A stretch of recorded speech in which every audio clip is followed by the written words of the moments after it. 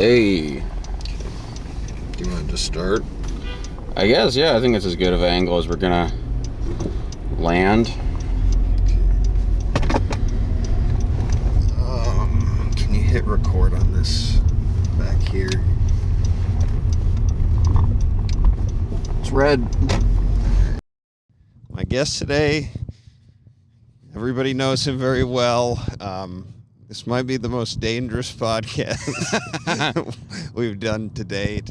If we get pulled over, it's a fun clip, though. It is, yeah. This is going to be an interesting conversation with the police. Also, not entirely sure where we are right now. We're in Capitol. In terms of getting to where we need to go. Oh. We look pretty good. This is on camera. Make sure you stay in frame if you can. Yeah, I'm trying. Yeah, Yeah, just the slide on, because it's gonna. Don't make it more difficult. It might be on the edge of the frame, but I'll be in frame. We're on YouTube for this episode. We can probably.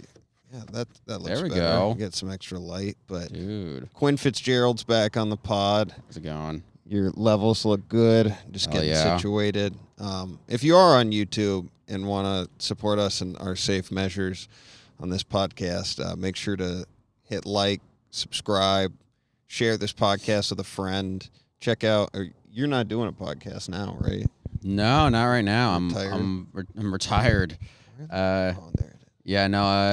Normally I'm doing one with Taylor Clark. Addictive Tickle podcast. We might be starting that up again soon here. Kind of been on a hiatus. He's been out of town. I've been lazy. So we've been on a hiatus. But we're going to get that going soon again, I think. You should. Yeah. Taylor just announced that he's going to be the director of the Seattle International Comedy Competition. The talent selection stuff specifically. I think the guy who normally does it is still running all this stuff otherwise. What do you think about Taylor doing it? I think it'll be good. And I do. I think he'll be a good he's a good fit. He knows all the guys around, all the comics in Seattle. You know, he's plugged in. You know, the last guy I didn't really know him. I've heard he's a fine guy, but definitely was like not really in the scene anymore. I can't imagine how little people care about this compared to us. You know, like I just don't think it applies to anybody besides people doing comedy in Seattle or. No, it's like the biggest thing in town here, but I think it's still very niche. It's still, or not niche, but like obscure. Is that the right word? Like people don't know about it. And yeah, but it'll be cool. Taylor Clark, Addictive Tickle podcast. Check that out. Funny guy, funny comic, headlining. It would be funny if we got in an accident. And we crashed, and like all that was left of us was us plugging these stupid podcasts and shit. Like, that'd be a bad memory. There wouldn't be a memory. For us. Our legacy was plugging the pod. Promoting a podcast that you're no longer like. Yeah, I'm not actively really working on. Not at all. Well, it hasn't been happening lately. Yeah, but. They just pull out the SD card. They're like, their last words on here. Damn it, I shouldn't have gotten off here. I just got off on... Yeah, I reckon downtown. Yeah. That's right, we left early. We're going to a Spokane Comedy Club. Yeah, that's why we're doing this. First time we're doing a club together, like on a weekend. Or outside of Seattle. And how do you feel about it? It'll be fun. Is this your first time hosting at one of their clubs, the Bark Entertainment clubs? I mean, outside of like hosting a mic or whatever, yeah. Are you scared? No, I think it'll be fine. I mean, it's just like I read over the announcement things I got to do, and there's a lot of them. They're not that bad though. Like it's all pretty standard except for like a couple things, and then I also figure I can just check the notes between comics. We've never done this where we're like driving by actual people. We've always just been on the freeway. We did that. Oh yeah, that's true. Yeah, so it's a little different. Make sure you stay in frame. Don't fall out of frame. You can lean into me a little bit. You got your deodorant on now. So you're not nervous about it? No, I'm not nervous about it. I think it'll be fine. You know, I'm kind of just going to do the act probably I think I'm only doing like 10 minutes. So I'm like, I think it'll be fun. You've been doing a lot of like clean, like you've been performing for a lot of old people lately, right? A lot of oldies. Yeah. A lot of, they're not in retirement homes, but that is the kind of the demographic a lot of times. And I'm happy to do those shows. Book me on more of those. What's the process like after the show? What, like, do they come? Do they? Oh, first off, we have to talk about last weekend when you walked that guy. Okay, yeah. I made a retirement home joke. And what happened? Well, so first off, some context. It's in this little dive bar in near Tacoma, and it's there was a table of like older people that left before my set. That's important also. They left before my set, and it was a good chunk of the crowd. I was kind of bummed they left. And I went up and I was like, oh no, the retirement home left or something like that. And then in the back, I didn't see him, but there was an old man who was like in a sort of a wheelchair, and he like rolled out, and I felt kind of bad. And then afterwards, Adam's like, but what was you're like, a guy in a wheelchair walked out or something. Well, it was a weird wheelchair where like you walked a guy in a wheelchair. Yeah. That's what I said. Yeah. Which I think the only other situation that I've heard of that in was Gabe Rutledge, who he's going to be on the pod before this episode. Plug it. Yeah. I think he walked somebody in his book. He was talking about it, but I think he walked somebody that was on a motorized scooter, and it wasn't like a real walk. Like yours, I saw it in real time. Yeah, it was hilarious. Oh, we're going through a tunnel right here. How are you doing, guys? If you're not watching the YouTube, you're missing most of the episode. Hold on 1 second. Let's see how. Does it change? Yeah, it got super dark. This is like Batman style now. Yeah, we're Batman. Yeah. Do you know what Batman I'm talking about right now? The new one, right? No, the one with the Joker. Oh. Which one with the Joker? That's the one with Heath Ledger. I think I saw that one recently, actually. I was rewatching like old movies. Well, I think I was watching that one. I don't know if it was the first time or not. This is way cooler than I thought it would look. Yeah. If there's anybody that's not watching us on YouTube, you're missing out. Shit, I wish we could turn the camera just for this part, because this is over by where Bill Gates lives. Oh, is it? Yeah. Is he live underwater? This is the coolest view of this area, I think. It's the cool guys. You're missing out if you're not in the car with us. Usually you can see Rainier. What is that thing? That's it looks like a crane or a drill of some kind. It's a crane, yeah. Yeah, a water crane? It's a water crane. Yeah, so Gabe, I don't think he walked, if I remember the story correctly, I think he was just doing a show and it was going fine. Yeah. But somebody got up to leave, and when they were doing that, like they were just tired or whatever, and they were on a motorized scooter. So it was just like he walked. He didn't technically walk him. The guy that you quote unquote walked, he heard your retirement joke and like shook his head. Yeah. And then it was a very light jab, by the way, I felt. You weren't even talking about him. No, I was talking about the other just old making people. Fun of old people in general. Old people in general, but also a specific table of old people. Mm-hmm. You know?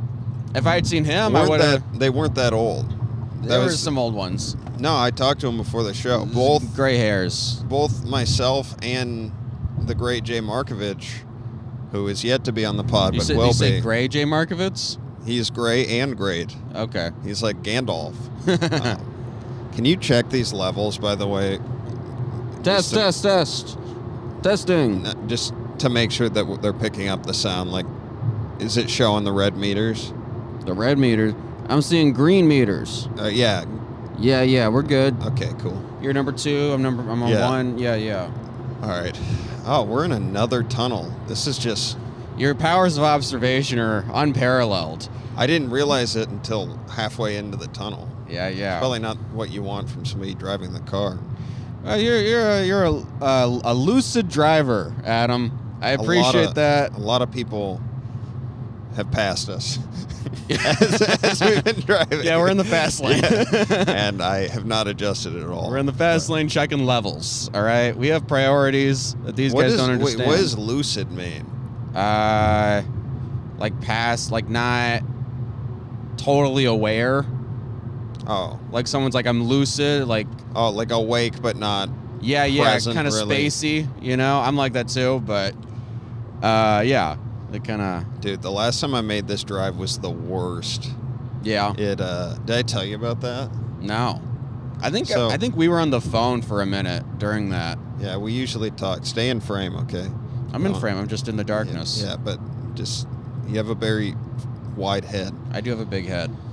I just want to give a shout out to my buddy Jesse, who always listens to the pod. He knows who he is. Warren? Long time list, not that different Jesse, but also on a recent episode. Yeah, the other Jesse. Yeah, that's coming out soon. But shout out to my boy Jesse. But last time I drove out here, it's a 4.5 hour drive. Yeah. And you have to go over the pass and shit. And I was like, they were closing the pass because there was snow. Yeah, that's empty. I know, it's an interesting flavor I haven't seen. Yeah, it's not great. Coconut, pineapple, bubbly. Yeah, it's not great. Right, but so we were going over the pass and like it started snowing and it was like today where like if I don't get there in time, I'm not doing the gig. Yeah, you're fucked. I left at like 10 o'clock in the morning and I didn't get there until 7 o'clock. Like I was in the car for 9 hours. I was the last car to make it over the pass. Like they stopped everybody to chain them up and shit. But somewhere along the pass, I hit a patch of like a huge block of ice. Okay. Underneath my car. Yeah. And something started dragging under my car. Oh no. And as soon as I got clear of the pass, like I tried to get it off, I couldn't get it unhooked. So every time I went faster than like 40 miles an hour, it just started scraping. It was the skid plate on the bottom. The skid plate? Yeah, like so stuff doesn't get up into the engine block. Gotcha. Or it's a brush guard, I think it's what it's called. But okay. Yeah, so I drove like 250 miles with that thing just scraping on the bottom. Like going 75, 80 miles an hour. Letting off sparks and stuff? It's not steel. Oh, it's like plastic, but it made the worst noise. I'm sure. And everybody that drove past me, like, it was so loud that, like, you would drive past this truck right here and they'd be looking at you. Oh, yeah. It made that, like, this sound right here, that was not, it was, like, twice as loud as that for a solid 3 hours. No, so how'd you fix it? I just had them rip it off at Jiffy Lube. You just have it? Did they put in a new one? No, I had to get a new one at the dealer. Are those expensive?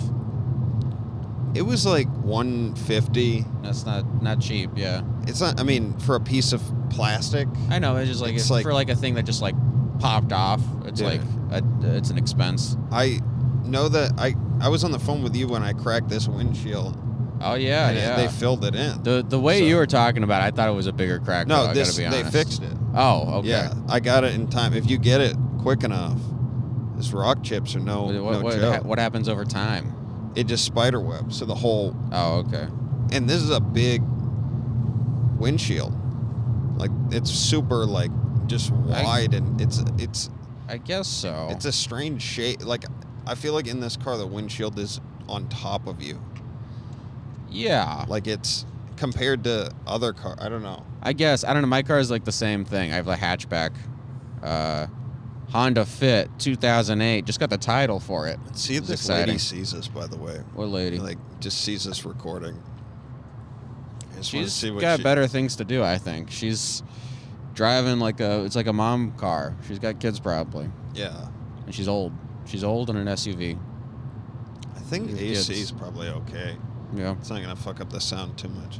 So, yeah, we're going to Spokane right now to do this gig. Your first host weekend, my first time ever featuring at a club. Yeah. Shout out to, I don't want to say his name because I don't know if it's like public who the booker is there, but the guy that booked it, he knows who he is. Shout out, buddy. Shout out. Or tag person, him. whoever it is, guy or gal. I actually don't know that, but yeah, it should be interesting. It's Craig Conant. He's the headliner. Have you seen him before? No. I'm sure it'll be fun, you know. I've worked with him a couple times. Yeah. And I know he came up with Zoltan and Brian Simpson and a couple other, what's his name? Derek Sheen? Poston. Oh. He's been on Kill Tony a bunch. Okay. And they're all friends with Mike, but Mike DeVore knew Craig, I think. And I guess he was in LA and he used to go all the way down to San Diego to do spots like regularly. So Mike always said like really positive things about Craig because he was just one of the guys that like actually worked a lot, like grinded it out. Oh, nice. Just something Mike's not doing at all anymore. Oh, man. Put him on blast on the pod? I mean, at least from a stand-up perspective. Yeah. It's not part of his goals. Putting him on blast on the podcast. You and him have had some beef, though, right? I don't know if beef, but yeah, we've had some disagreements. We're not really. I don't know. We've never been like that close to like have like legit beef. I feel like. What bothers you about him? I don't know if anything it's just we have a very different taste in stand-up, and I feel like at times he can be pretty opinionated about it, and I can be too. But I'm glad you added that part. Yeah. I feel like I gotta say that. It's probably important. Anyone who knows me a little bit would be like, hey, you're a hypocrite. Don't speak for just 1 second. Okay. I want to see how much background. All right. It's not terrible background. I think we're doing fine. As long as Adam. we like keep talking into the mics well. I think it's going fine. You're doing a good job. I told you how I got Mike the other day, right? Yeah, you told me about lemon the loaf lemon thing. loaf, yeah. Have you told the story on here yet? I haven't talked about it on here. Oh man. But it's a tale. Dude, it's a journey. It fucking got me. It was so rewarding because you've dealt with him before. I mean, he's been on here many times, but like when he like trolls you or tries to like fuck with you, it just like he can really catch your nerves, right? Like that's probably part of the reason why you guys bang heads sometimes. Is like he says stuff that he knows is gonna piss you off. Maybe, yeah. Like he's kind of a bully. I mean, I think that's a stretch a little. I don't know. He's I don't dislike Mike. He can be a good dude. I haven't talked to him in like 2 years, so there's also that I feel like should be brought up. Yeah. I haven't spoken to him since like. And this is how you're breaking the silence? COVID is talking stuff. Shit about him? Yeah. I want him to get out. I don't know why you brought this story up. This pussy Mike. He won't own up to how he slighted me. Yeah. Come out here, Mike. In the past. Yeah. Do you want to say that you're a better stand-up than him? I'm a better comic and a better man, and he just needs to fucking admit it. You sound like you're doing a fucking WWE wrestling promo, like before the match. I'm throwing in a better man. Yeah. So anyway, he was giving me shit on the phone. Yeah. About how bad I am at doing impressions. Right. Okay. And I think you've done the same thing to me. I've done impressions of you that you didn't like. And well, you do a very cartoony impression. Yeah, it's not good. But he he waited for me to do a couple of them, like, throughout the conversation. And then he said something. He's like, dude, your impressions are so fucking bad. And it, like, he waited until I was done completely. So, like, it hurt way more because I had just, like, you totally. You're, like, stuck the landing. It was like my hands were up and, like, it was just so I looked. You were in a unitard. I looked, and it was like I was putting myself out there, and then he just said, hey, man, that, like, you're really not good at this. Yeah. Which is part of the reason why I'm good friends with him, is, like, he and I both... insult each other? Well, no, we're just, like, honest. Yeah. And I know that I'm always going to get honest feedback from him, but sure. I wasn't expecting just, like, to get slammed like that. And so... a few months ago, he was like on a big, he's gonna make some changes and deal with his fatness, and which I'm happy for. Like sure. I want to see him. Same with you. Those elbows of yours are not getting any smaller. I'm not doing shit, man. Yeah, I'm at this weight, and I'm cool with it. We need to reweigh you, by the way, because the episode with Greg.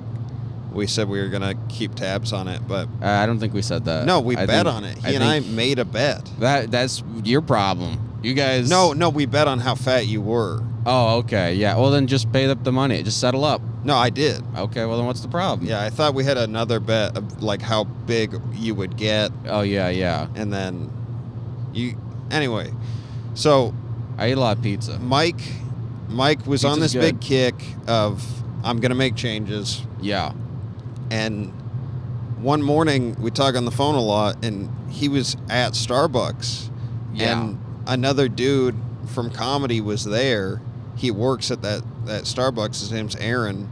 And Aaron was like, oh, what's up, Mike? Are you on the phone with Adam? And I was like, what the fuck? Who is this guy or whatever? And it turns out it was this dude. But Mike had just ordered, and Aaron was like, here's your lemon loaf and your... like caramel frappuccino with extra whipped cream and toppings and whatever else, sprinkles or whatever Mike gets on it. And I said to him, I was like, Mike, like that's like 200 grams of sugar. Like I can't, that's what you're starting your day with. And it sort of like, I was like, I thought you were trying to be healthy.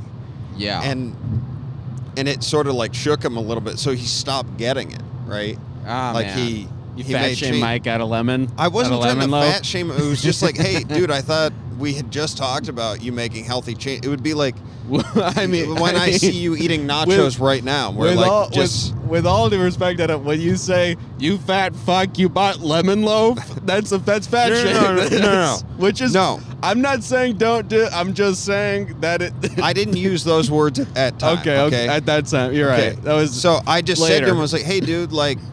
I was nice about it. I'm like, hey, man, like you're starting your day like negative 200 grams of sugar or whatever. Sure, like that's not, if you're trying to make changes, that's a tough start to the day. That's not a good start. And he took the information in. He grew from it. He got stronger. He grew from it? He hopefully he shrank a little bit from it. But so anyway, that fast forward to like a couple months later, he made fun of me for that impression.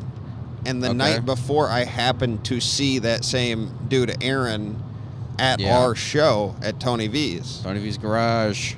And I checked with Aaron, just like, I was like, hey, so have you been seeing Mike come through Starbucks? And he's like, yeah. I was like, has he been, ordering the same shit? He's like, no, man, he stopped getting those lemon loaves. I think like he made this change. So anyway, after Mike had made fun of me for the impression, I go, hey, Mike, I saw Aaron last night at Tony V's.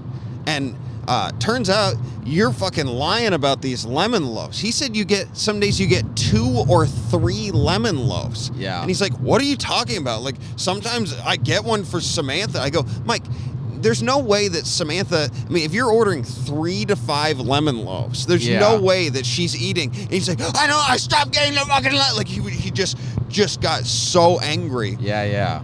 And then I just stop and I go, Mike, I'm fucking with you. Yeah. And he just goes, God damn it. Like, I got him. It was so rewarding because he fucking, and I just said to him, I was like, that was for the impression. Like, that was for making fun of how bad I am at impressions. Yeah, and then as a layup, you do an impression of him now. Now yes, you do the impression that is true. of Yeah. That is. And it's not a good level. one. No, extra level to it. Should clip it and send it to him later. Yeah, I should.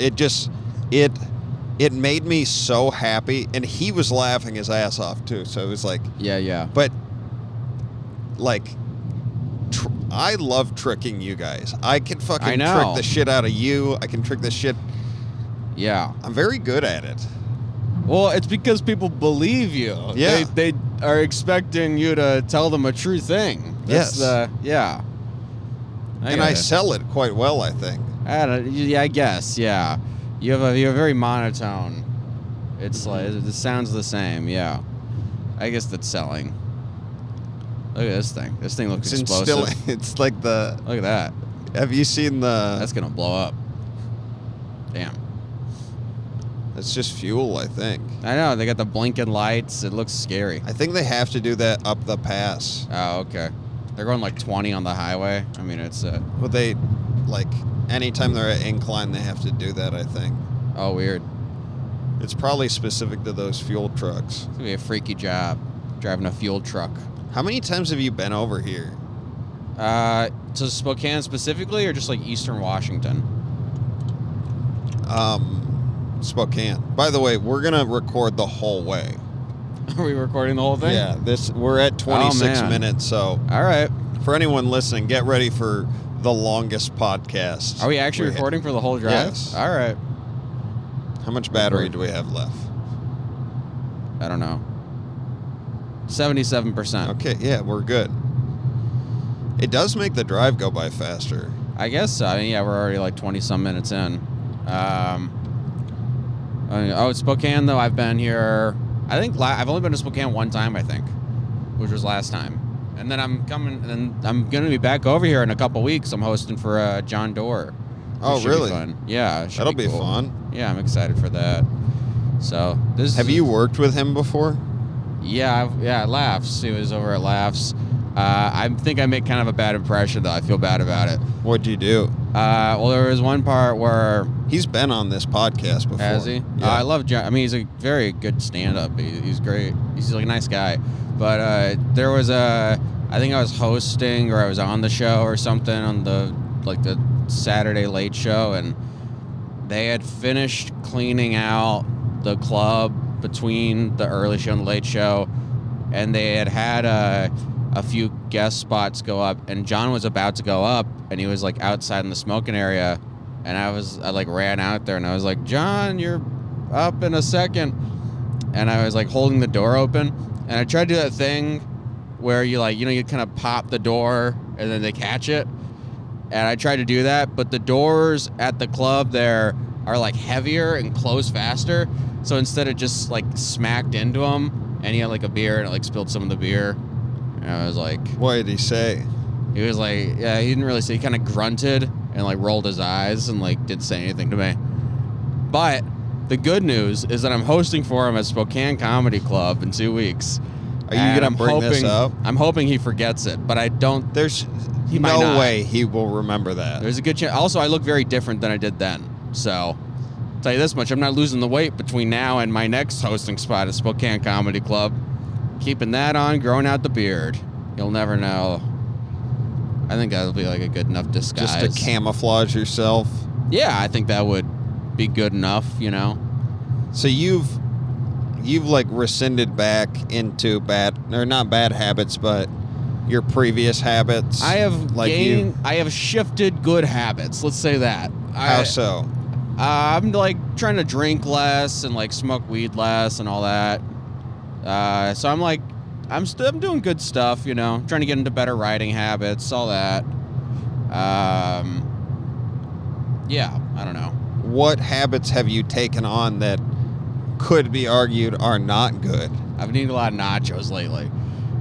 Expensive nachos that are very good, but I'm spending too much on them. How expensive are they? Like $20. And why? Like, what about it? They're great. I mean, it's at this place called Nacho Baracho in Seattle, and they make like they'll make the nachos and they put like queso on them, and they put like beef or something, like onions and jalapenos, and it's like this very intricate thing. It's also sloppy, but it's amazing. They do a great job. They have like a whole kitchen that's mostly for nachos. Look at that. Yeah, big old Jeep thing. That's weird. A lot of military stuff out here, I think, right? Yeah, this is a weird part of this state, I think. Washington has a lot of weird parts, really. Once you get out of Seattle, it's all very odd. What is the ritual you have with these nachos? I get out of comedy, and I get out whatever I was doing, and the place is by where I live. So I just like walk over there, get some nachos, walk back home, eat my nachos. So you bring them there? You bring them home? Yeah. That's what I mean. Is it a window or is it a sit down? It's you go in and you can you order over this app and they bring them to a table, and then you can just leave. And so it's sort of a weird mix. But it's normally on like a random weeknight, it's normally empty enough that you can just kind of walk in and walk out. If it's a weekend, you're kind of fucked. Like, I'd rather either go there and sit down or not go at all.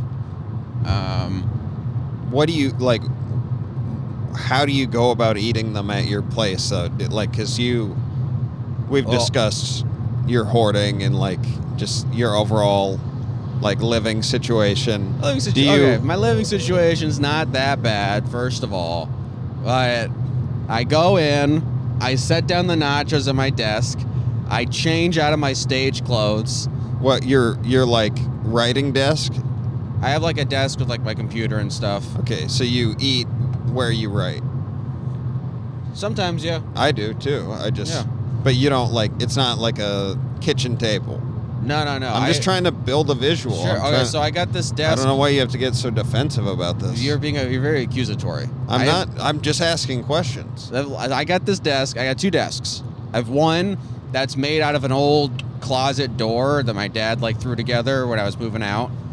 And I have that, which is where my computer and my keyboard and stuff is, and like a little bit of clutter. So I have that desk. And then I have another desk that I try to keep pretty clean that is like, I don't know, it's just like a miscellaneous surface that I use. And then when I'm writing, I'll actually normally not use a desk. I'll just like I have this big hardback notebook I'll just set on my knee and write. But when I'm eating, I eat and I'll watch like a show. It's like always what I've done, and it's a great way to eat food. Have you ever like tried to like not watch something after having that habit? What do you mean? Like not watching a show after, like while I'm eating? Yeah. Yeah, but I don't like it. If I'm with people, it's different. If I'm like hanging out and socializing. Yeah. But if I'm just like by myself, like I want to watch a show. And I just asked because I had a buddy in college that he started doing that, and then he literally couldn't sit down and eat a meal without a show. Yeah. I'm like that. Yeah. Like, it was miserable for him. Oh, I don't think it's miserable. I think it's a beautiful experience and ritual, and I'm with it. No, miserable like without it. Oh, yeah. Like he wouldn't he'd just like not eat if he couldn't watch something. For sure. Yeah. Even at work, like when I go on my break to eat, I'll get a couple slices of pizza. I work at a pizza place, and then I'll go to my car and I'll like play a thing and eat the pizza. What do you play? I'll watch like clips from Come Town normally. It's like my go-to. It's a fun one. A lot of good clips on YouTube. Probably the most like clipped podcast, just because their fan base is so into it. What is this up here? It's is that snow up on that? Yeah, I think so. It's white. It's crazy. I mean, it's a mountain.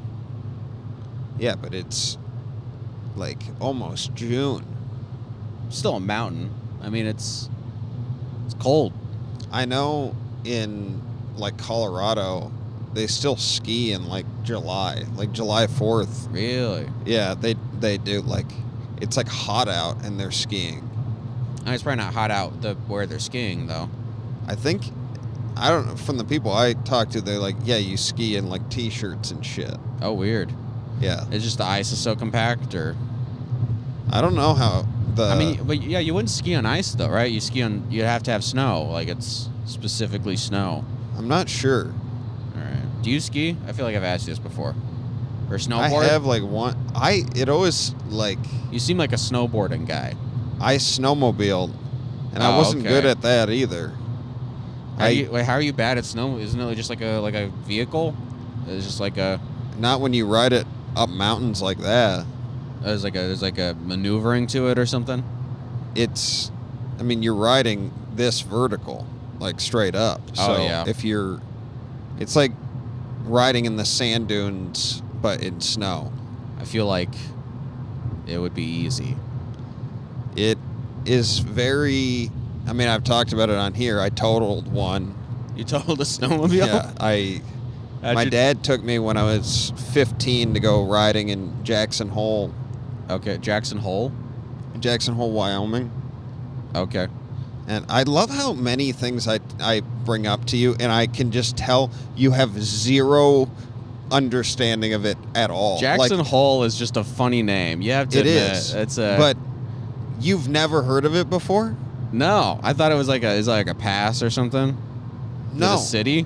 It's a place in Wyoming that's known for skiing and snowboarding and like all this shit. But it's just Jackson crazy Hole. when I say stuff to you, and it's like I'll name something like that, and you'll respond back, and I realize like how little you know about the world. Like there's just so many. Like you could tell me a mix of everything knowledge about the pizza shop you work on. Well, no shit, I work there. Yeah. Yeah. But every detail I could want to know, we could talk about. But when it comes to like actual places in this world, you're like, there's a place called that? I'm not good at geography, but also I feel like if you were to ask around, a lot of people would not know about Jackson Hole in, Mississippi? If Missouri? You're watching or listening right now, throw in the comments whether or not you've heard of Jackson Hole. And it'll help us with the algorithm, but also Dallas is calling. No, not right now. It's too many things at once. Sorry, Dallas. Oh man, he probably called me too. Yeah, I bet you he knows about Jackson Hole. I did. I was on this snowmobiling trip there. I was like 15 or 16, and it's counterintuitive when you ride like that because your momentum is what helps you control it. So if you like lay off the gas at all, you're dead in the water. So you gotta gun it. It's almost like if you were to ride. Have you ever seen people riding snowmobiles across water? No, I didn't know you could do that. Yeah, it's the same concept basically, where you have to keep that energy going.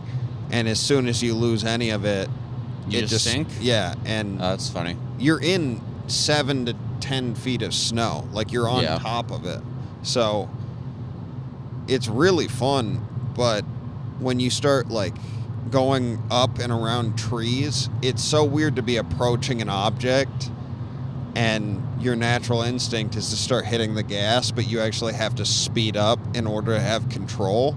And there were a couple times, like, if I was like, the only way we can get around this big truck right here is to speed up. Yeah. It would be terrifying, right? Yeah, but that's true. That's what you have to do. But also, when you were 15, it's not like you were driving cars around, like, and you were like, oh, this is so different. Like, that was... I was. You were? You were driving at 15? I started driving vehicles when I was, like, 7 or 8. Oh, that's insane. Yeah, because my dad got them. Like... They were just around. He was like, take it for a spin. Well, my grandpa took me, like, I drove him because he was drinking. All right. So you were like 7 driving around a drunk? That was 10. Oh, probably. Okay. But I started driving, like, little SUVs up in, like, it wasn't on the roads, but it was, like back roads and shit like that. Yeah. Nothing crazy, but for a 10-year-old, you're like, that was awesome. It was really fun. Yeah. But, I mean, when did you just get your license this year? No, it's been a little longer now. It's been, I don't know, like a year and a half now, I guess. But yeah, and I really drove absolutely nothing before that. Yeah. I'm a pretty decent driver, I feel like. What makes you say that? Intuition and ignoring Taylor Clark's opinion. Yeah, I was going to say, I've heard he's from different sources. Yeah, he complains about the driving. But here's the thing. He'll have like one close call that's like not your fault, and he'll be like, whoa, you almost got hit there, Quinn. Careful. Quinn, don't do that again. And you're like, all right, it's not all my fault, you know. Some guy like tried to move into my lane when I was like right next to him, and he was like, Quinn, be careful. Like he's a dad. He's kind of dad-like, yeah, in the way he reacts to things. Yeah. He also has fucking really particular tastes with things, to the point where how many times did you have to stop to get him something to drink? Yeah, we had to stop a couple times to try to find a gas station that had kombucha, which, by the way, most gas stations, they don't have kombucha. That's like, I felt like common knowledge. He was like, let's take a chance at 11 p.m. to find a gas station with kombucha. The thing that doesn't make sense is he did the same thing with me, but with eggnog. Yeah, he loves eggnog, yeah. Neither one of those drinks are drinks that, like, are caffeinated. Yeah. So why, like, what? Well, I figured this thing with kombucha, and you might agree with me on this. I've been trying to drink less beer, and I never drank a lot, but it fucks up my whole next day. It's a whole weird mental thing. And with kombucha, if you drink a lot of beer, kombucha is kind of a similar texture. Like you get that like frothy, like hops sort of texture. It's not the same, but it's like in that realm. It's fermented. Yeah. Yeah. This is my point. Yeah. But like that, I mean, you just like the yeast in it? I don't know. Sure. But I'm saying like Taylor is like, he doesn't drink, but he likes kombucha. Maybe that's like that makes sense. A thing. He's like really into kombucha. I was trying to think of the word fermented for like, if you notice. I would never remember ferment. I don't. Yeah, it's a obscure thing. I don't think you have to have the windshield wipe. I think the windshield. Oh, never mind. There's the rain again. You got weird windshield wipers. They're like not great. Inward. Yeah, it's they're very not odd. good. No, do they like ever get caught on each other? I've never seen it. Okay, but they could. Yeah. Does it bother you when the windshield wipers are going and there's no water? I mean, it's bad for your windshield wipers. Yeah. But besides that, is it like a... Is it triggering me, your windshield wipers? Yeah, no, I'm just... Because I know some people, it's like, there are little things like that, like nails on a chalkboard. Oh, yeah. No, it doesn't bother me that much, but it's odd. No, but... How do you feel about me driving and you being a passenger? I mean, I don't care really that much. I'm fine with, like, not driving. Why, do you not like being in the passenger seat? No, I don't care, but you tend to gravitate towards control more than I do. I don't know if that's true. I think there's a lot of situations where I'm totally cool, being like, not my problem, this guy can do it, you know? I think there's plenty of spots like that, plenty of moments like that, you know?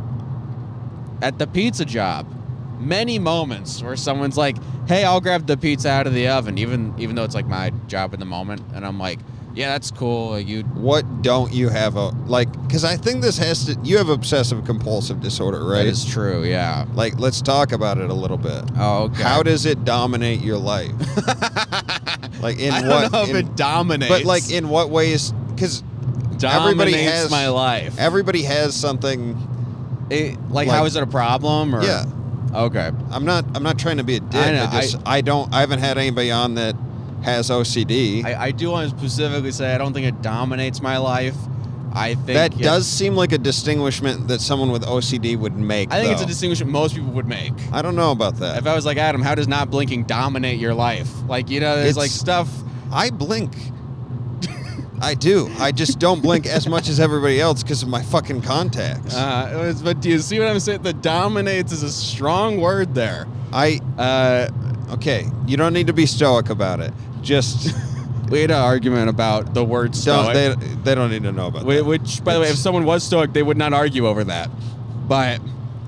Oh, look at the steam coming off over here. That's nice. Yeah, I like some steam. I like a little crazy. Haziness. It's fun. Yeah, this is like those Twilight movies right here. Yeah, I mean, we're, Seattle's where they shot it. We're not in Seattle anymore, but, this area. But I don't know. The OCD stuff is like, it's not so much like actual. I don't have a lot of like compulsions, like physical things. I got little stuff like I tap my fingers a lot or whatever. But like, it's more like thought processes. Like, something will happen and you'll be like, well, this is like, you can logically you can be like, well, this is why it's not a big deal. And then the thing with OCD is you'll be like, logically, this is why it's not a big deal. But then the initial prompt of like, this is a problem will keep popping up. So you have to figure out like ways to like kind of trick yourself out of those loops. Give me an example. Like, I don't know. I'm trying to think of something. I like a little one would be like if I'm driving or something, right? And maybe someone almost hits you. The thing I don't know that not just like road rage, but like the thing of like oh, this guy almost hit me, and like that's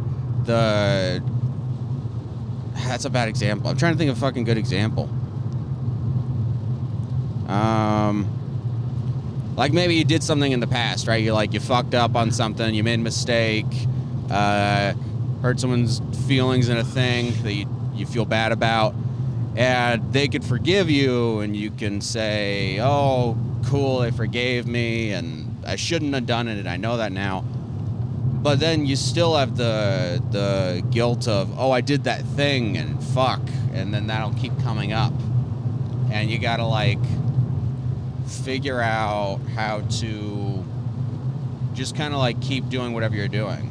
Like, keep going to, just go into your routine, go to work, go to whatever you do, and try to, like, rather than be like, well, now I can definitively say I don't have to worry about this. You can't really do that. You have to be like, instead, I need to focus on this other stuff. And then that will pass. How long does it take till it passes? I don't know. I mean, it's I've had stuff that, like, pops up for, like, a couple years or something. Like, when it was younger, it was worse. Now I can probably, most stuff I can kind of, like, get away from, and I'm better at maneuvering around it now. When did you first notice it? I mean, like, or when, I don't know, what's your earliest recollection of it, I guess?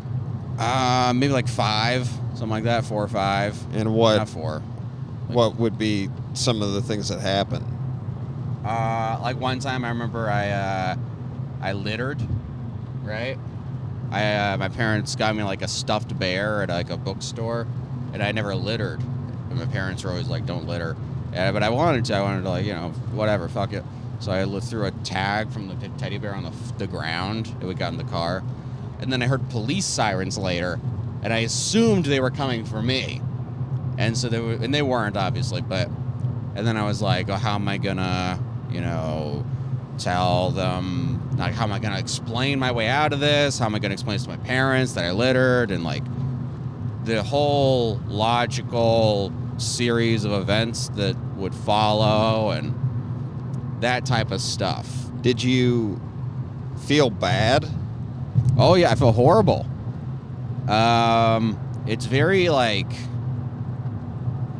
yeah, I mean, you just have like this underlying guilt that you have to like. So it's not fear of getting caught, it's guilt of like. It's the guilt of like, I did the bad doing something thing. wrong. I did the wrong thing. And also the getting caught is not good. Yeah, I mean, I don't know. I always like this part. This is nice, yeah. Driving around. This turn up here is really cool, too. Is this a lake? What is this? I don't know if it's a reservoir or what, but... It's nice, yeah. Yeah, it's a nice little... There's a cool section after the turn up here. Yeah, it feels like a movie, like when the sweeping... Is this bleach right here? What? Are these bleach stains? The rusty color? It could be. Okay. I don't know. I didn't notice it until we got in the car. I wouldn't immediately think that, but yeah, it could be. Yeah. Awesome. Awesome. Well, fucking... I'll just not wear a hoodie on stage. That's fine. Yeah, just wear a t-shirt or whatever. Yeah. I have my Purdue shirt. I went to Purdue University. Oh, okay. So we're going... We're really real lucid driving now, guys. I see. Yeah, the P. I went to school. It was. Did you go to university? No, you know I didn't. Yeah, I just wanted to make sure you knew that. Yeah, I know I didn't go to university. I am probably the most educated of all of our friends.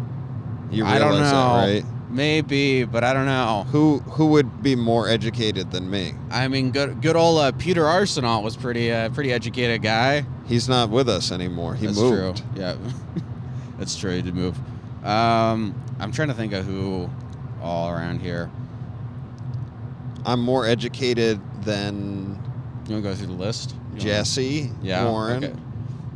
All right. I'm more educated than you. All right. I'm more educated than John Gardner.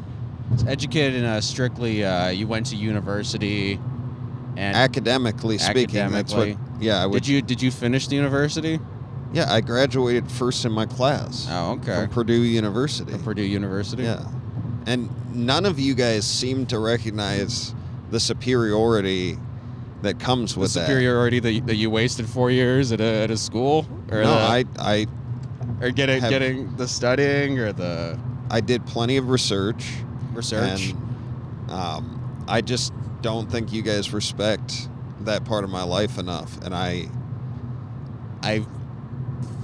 waiting for that respect on my name. For sure do not respect Paul it. Curry, But I think I have him beat. I think it'd he be only a close did one with you and Paul. No, it's the amount of education. This isn't a debate. It's duration of education. You seem averse to debates for someone who went to university. No, I got a lot of debates. Went to school for debate. That's what. You seem afraid of it, though. I'm not afraid of it. It's just not. That's not an argument. It's a. Is it more or less? It's binary. It's. You know, Paul Curry knows a lot about binaries. He studied computer programming. Yes. Smart fella. I know. He was just on. We just had Paul on. He sang a beautiful song for us. I saw the song. It was a fun song. It was much longer than I thought it would be. So, back to your childhood, though. So you had this guilt and fear. Sure. Have you heard of? Is that like normal for people? Because you refuse to get help for this. That's not true. I saw a therapist for a long time. How long? A few years. How old were you? 16 to like recent. And you know, every now and then I'll kind of go back, talk to her or whatever. But it's like I saw help for it, got help, by the way, comparably, a lot better. You know, I know I'm still kind of a neurotic mess, but if you knew where I was coming from, you'd be like, holy shit. What was it at its worst? I mean, just like, oh God, I don't know how to describe it, but like, you can't focus on anything. You are obsessing over a couple things maybe at a time. And it just consumes as much as you let it consume. What did you do to like deal with it when that was the case? I didn't do anything to deal with it. I tried to fucking think my way out of it, which is a terrible idea. So what what did that look like though on a daily basis? It looked like me sitting in a chair being an idiot, and then going to school and kind of like half-assing school, and then going back home and sitting in a chair. And has it fucked up your ability to date people? Yeah, I guess. I don't know. I mean, I don't really do a lot of dating in general, and when I have, I don't know. I guess so, but I'm not like upset about that. I don't know why, but I'm fine with all that stuff. Like, that was so not on the forefront of what I was thinking about when it was at its worst. Can I ask something though? Like, yeah, just like comparatively. Yes. Do you ever, like, I guess this is just, I'm thinking out loud. Okay. What a change of pace. Our society has a lot of like problems like this. Yeah. And like, do you think this exists in like third world countries? Like where it dominates someone's life? Or is it kind of like a privileged problem to be like, I'm in my head all day? Like, it's almost like you're like... it's kind of a privileged problem, because like, I mean... Do you want to apologize to the camera? Why would I apologize? I'm sorry. Sorry to the third world countries out there. No, I'm not gonna that apologize. Don't have food. I've just been thinking about this teddy bear all day. Like, no, because I've thought about that with my own shit too, where like going to therapy and all that stuff. But like, yeah. And I've heard this argument from people that are of older generations, like that don't accept mental health as being an issue. Sure. By the way, I was in that same ballpark until like a few years ago. I was like, it's not a thing, whatever. And usually it's not okay. It's interesting how some of the people that are suffering the most are the ones that want help the least, or are the least willing to accept help. And I think it's interesting when you talk to some of those people about therapy and stuff, and they talk about it like you're talking to them about horoscopes or like it's, they're like, I don't need any of your voodoo over there. And it's like it's mental, like it's actual medical diagnosis. And I think because it's not this physical thing that people can't say like, oh, here's an x-ray, there's a bone that's broken here, therefore it's like it's theoretical or whatever, but it's based in like hundreds and hundreds of years of like behavior patterns. Yeah, but I mean, I get it. I get the the hesitation. Like it's a vague thing to try to conceptualize. Like it doesn't have any like real shape to it, and also it's a thing that I think. And there are obviously exceptions. Like, I'm sure, if you go to a third world country, I'm sure there's still people who you're like, obviously this guy has problems or whatever. Like, there's got to be that in like extreme cases. But I think when you go to like a place like Seattle, a place like where, like over here, there's this huge middle ground of people who are just like very, they don't have active lives. They have very bizarre, specific problems that we're really not on any sort of like natural level meant to be dealing with. Like the idea of like, oh, I sit at my desk all day. Like that's not a thing that like was, it's like in our genetics to deal with or whatever. Yeah. Versus like, oh, I was physically moving all day and then I ate some food, That's why so many people are overweight like you. I move around quite a bit. You move around quite a bit, but most of the I'm time, prosperous. Like the food that we have available it's not good food. Well, it's just like it's way more caloric than we need. Yeah, it's also very much more like it's very processed and like, You love that stuff though. Oh, it's That's great. like your favorite type of food to eat is like absolutely. Why? I don't know. I just like it. I like Cheez-Its. I like the simplicity of it.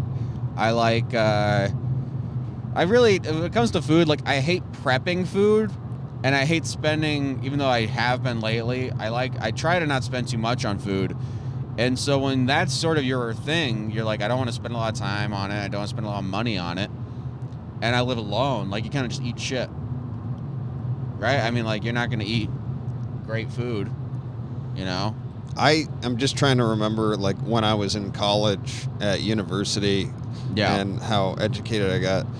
Yeah. I did some of that, but at some point, like, I started, like, making my own shit just because it was cheaper. Like, I learned how to cook basically because I couldn't afford to, like, do... Like, I would just go to Chipotle every day. That was, like, what my... Oh, yeah. And then eventually, like, that really... At one point, I ate so much Chipotle... Yeah. That I had to go to the doctor because I was constipated up to my rib cage. Gotcha. It was and it was, like, forcing me to have to go take a piss, like, every 10 minutes. It was pressing up against my bladder. That's pretty funny, though. The x-ray was hilarious. It was just, we were all hammered looking at all the poo inside of me. But yeah, man. It took, like, I was just eating, because I was studying all the time because I was at the top of my class. And I graduated first. Congratulations on your silly graduation. I would just eat, like, Chipotle because it would be, like, a large amount of food. Yeah. And then I would eat, like, Jack Link's beef jerky when I studied and pound energy drinks. Oh, I'm into energy. I love a Red Bull. I got one in the back. I brought a Red Bull for... I don't know why you brought it. For right before you go on stage. It's the best. They have them at the club. We get the green room. You can save that. Do we get comped stuff? Yes. I'm going to get a Red Bull when we're there then. Yeah. I love a Red Bull.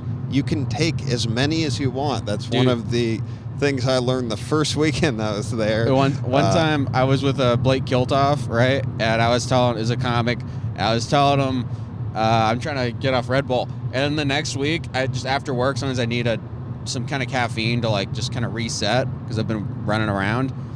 And I drank 2 Red Bulls in front of him. I drank, like, the next week, I drank 2 Red Bulls in front of him.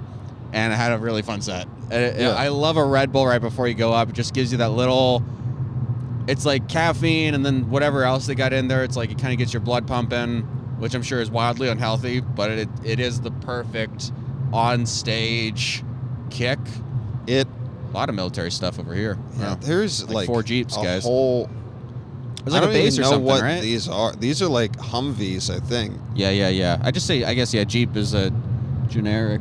I don't even know what that is. Yeah, that's like a... No, I'm sure there's something over here. Yeah. But... Enemies? Yeah, no, I love... one of my favorite things to do is just take, like, for a late show, like 9:30 show, 10 o'clock show, drink a Red Bull. Yeah. And just, like, have a killer set like that. Yeah. And then just go home and be up like I love all night watching dumb stuff on Netflix. Like, I love that. I started rewatching Boondock Saints the other night. Yeah. Have you seen that movie? No. It's worth watching for sure. Is it related to the cartoon or is it? I think I'm not sure. Okay. I don't know the cartoon. Boondocks. But no, this is definitely different. Okay, I don't know what it is. It's really good, but. Back to, I don't mean to jump off the OCD stuff, but you know what's really good? Huh? The peach Red Bull. Oh, the flavored one? Yeah. Do you not like the flavored ones? I haven't really tried them much. I just started trying them. Blueberry, disgusting. Never go near it. Peach one's pretty good, surprisingly. I usually do the sugar-free. I like the sugar-free. That's what I got in the back, yeah. They don't make flavored sugar-free, though, right? They don't. Yeah. I wish they did, yeah. You could mix it with a peach one. That's true. And have 2. Yeah. And then you would only have half the calories because you're watching your figure. Because I'm watching my figure. That's right. There's not that much calories in it. It was like 80 It's just the sugar. Mike DeVore would know much better than either of us. Yeah. You know, I heard it goes well with a lemon loaf. Would you start your day with a lemon loaf? No, I mean, it's a little too, like, it's not filling, really. I mean, like, it is at first, I'm sure, but I feel like it will fade quickly. You know what I mean? It's literally a breakfast dessert. Yeah, I mean, it's bread. It's just straight up bread, right? It's like bread and sugar. I mean, it's like... I didn't even know it was bread. Yeah, I don't know. I don't know what's in it.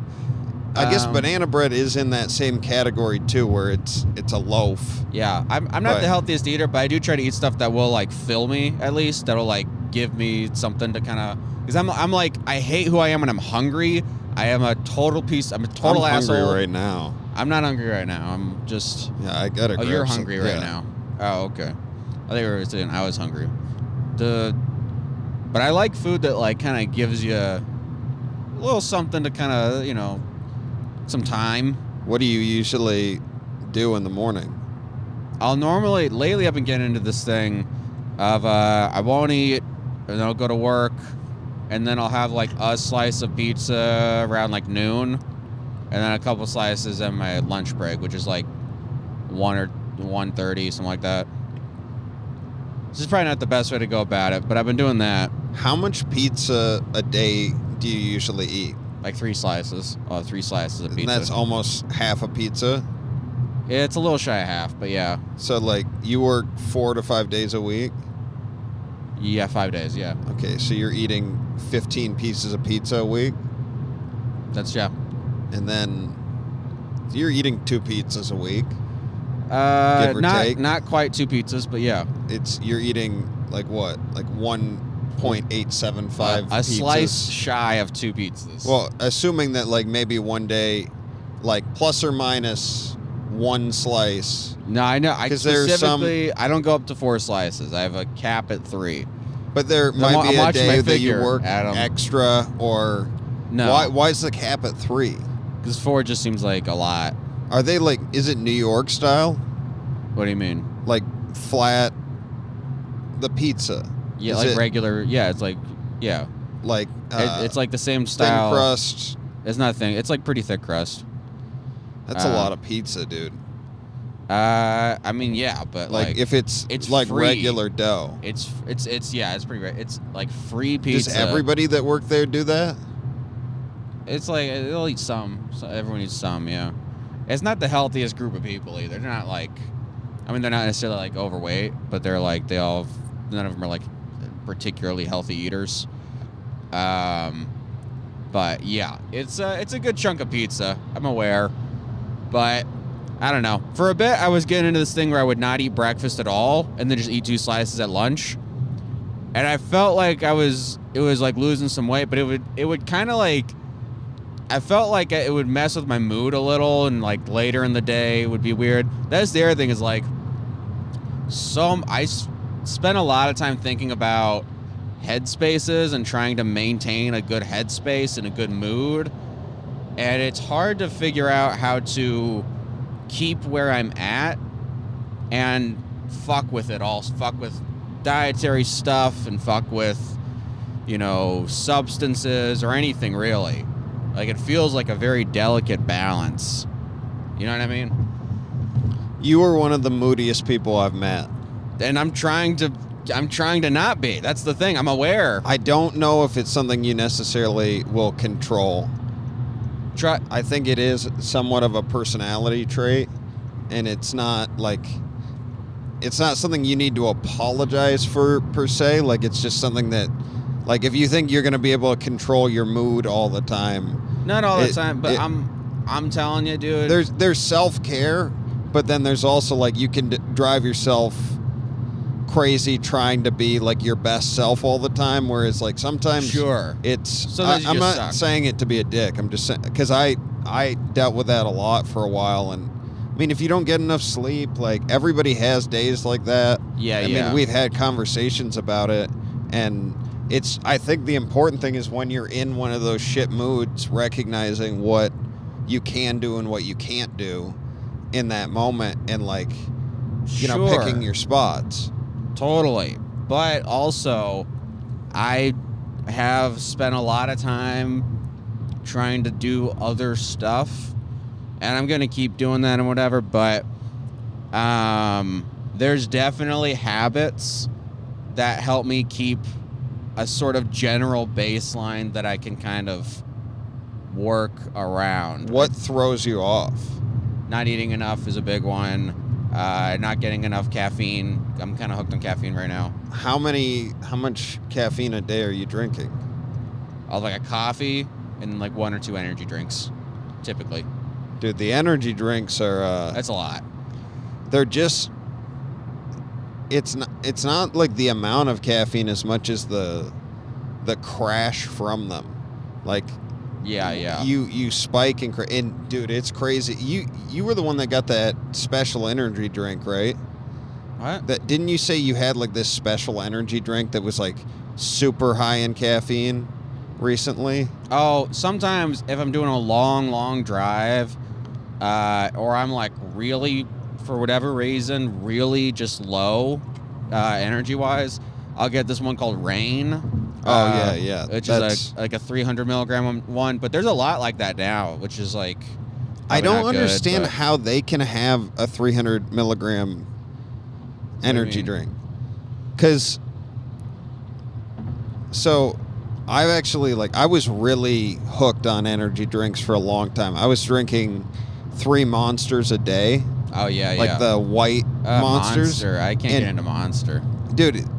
It's one of those things, too. Energy drinks are the ones that you like, you love the taste of. But the ones that, like, someone else is drinking, you're like, that tastes like fucking piss. You know, like, you're just... It's such a weird thing. But I would drink... I mean, I was literally going to the store and buying 24 packs of these fucking energy drinks. Oh, man. And it would... As soon as I stopped drinking them, I would like start feeling a dip, and it would. I do think some of that was in my head. I don't think it was 100%. Like I stopped the drip, then I fucking will feel it. But it was still crazy though, man. I was drinking that shit all the time, and when I just replaced it with coffee, I felt a lot better, like just because I don't crash as hard from coffee. I also think you can, like, sleep easier off coffee. Coffee in general, I feel like, is less of a shock to the system. Like, it's a little more of like, I don't know. You feel it that it's more like natural. It sounds like hippie-ish or whatever, but like with energy drinks, it's like it's so chemical that it's like you feel it kind of like. It's like a slap to the face or something. Like it just like wakes you up. It's so much in your intestines too. Like there's just so much volume of liquid and like the 5-hour energies. I like those like before I go work out and take care of my body because my body's a temple and yours isn't. Yeah. You're a number 1 class body. Is that what it is? Those two things are independent, but they definitely complement each other. Purdue, your lucid driving Purdue shirt. I was very dedicated in both mind and body throughout all of college, and that's part of the reason why I graduated top of my class. But yeah, top of the class. Okay. The 5-hour energies, those are nice, but they're also, it's easy to get carried away with those. We really took let's go back to the OCD thing for a second. Okay, all right. So you went and got some help for it. Yeah. Have you heard other people talking about this? Yeah, I mean it's like a common, or maybe not common, but it's like a known like mental illness or whatever. But there's different. I assume it's a spectrum, right? Like there's a lot of different like types of OCD, and is it a spectrum? I don't know. I mean, I'm sure someone would say, yeah. I don't know.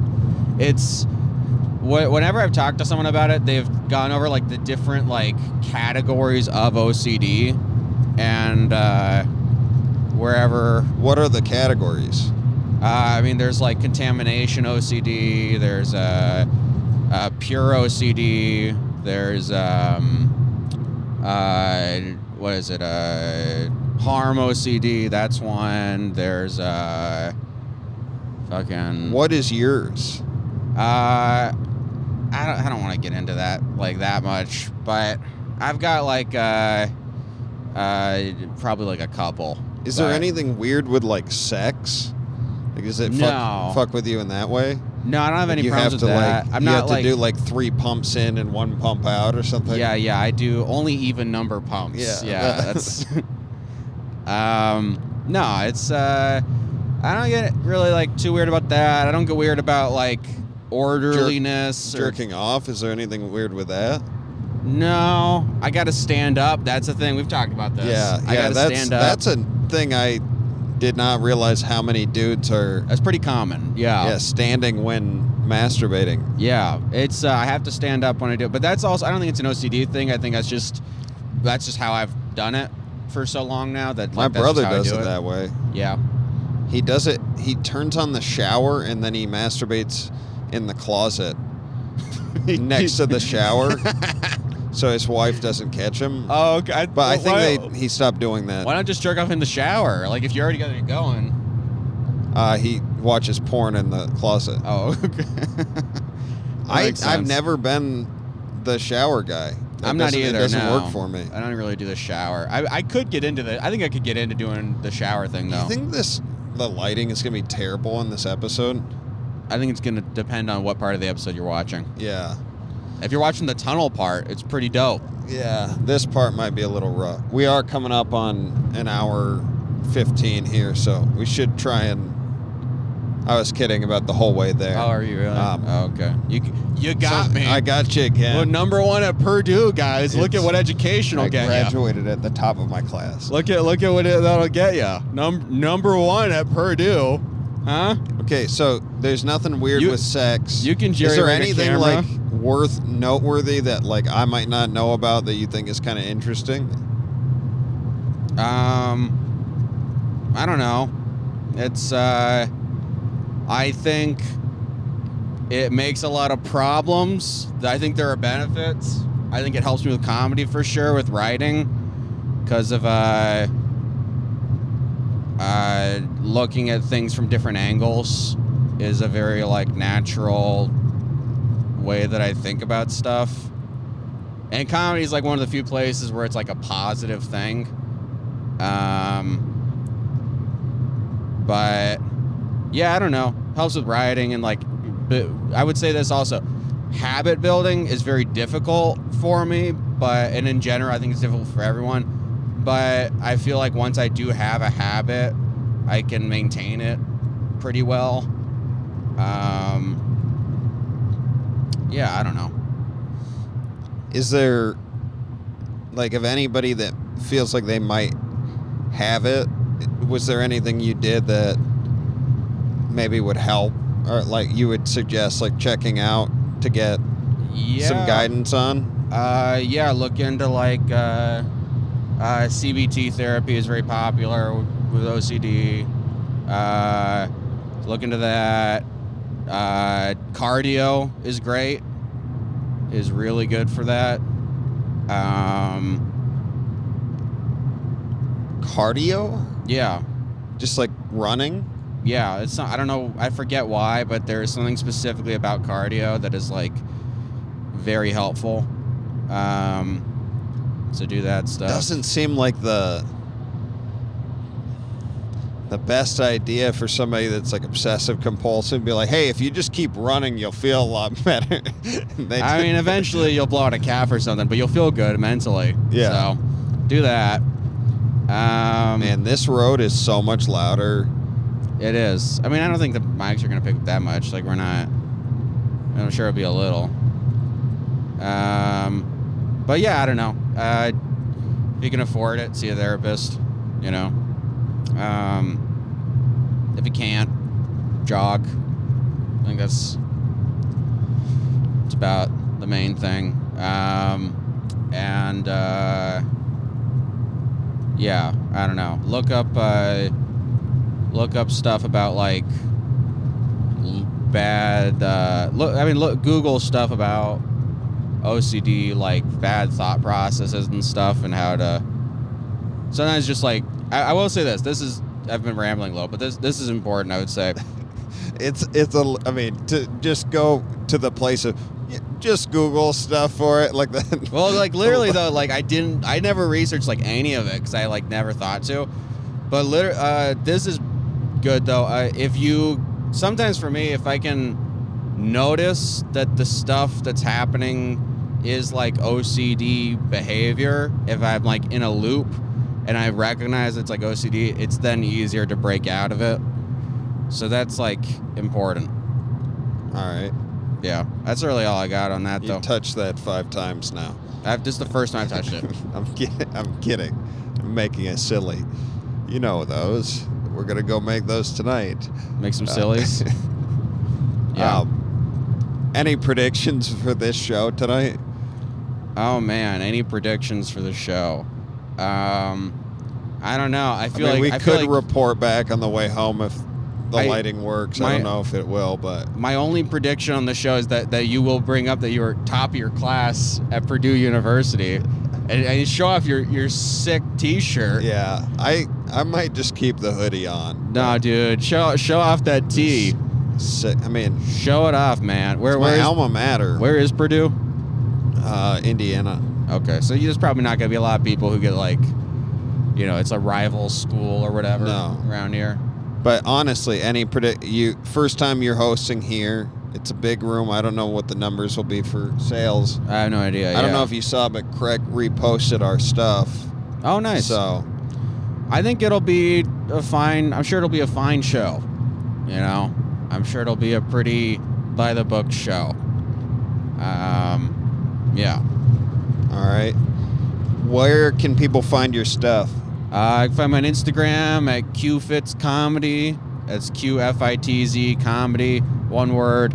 I'll post clips on there sometimes and stuff like that.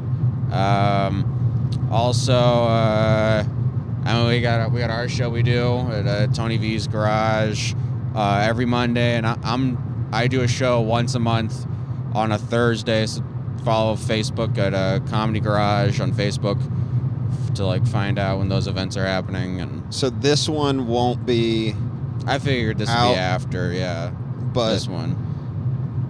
I was just looking to see. Looks like that's all framed up. Okay. I'm in the shadows, yeah. Yeah. You look very mysterious. Can I get in the light? No, I can't.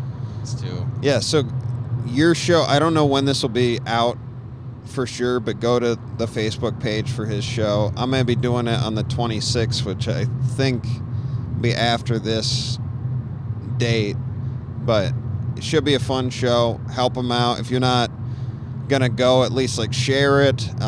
Comedy Garage every Monday. Quinn and I are there running it. If you're looking at doing comedy and you're the area, come check it out. It's in Everett, a lot of Washington. Funny people, Everett, Washington. And then, yeah, thank you for watching us for this very dangerous episode. If you are on YouTube, don't forget to like, subscribe, and comment. And then if you're just listening to us, make sure to like, whatever you...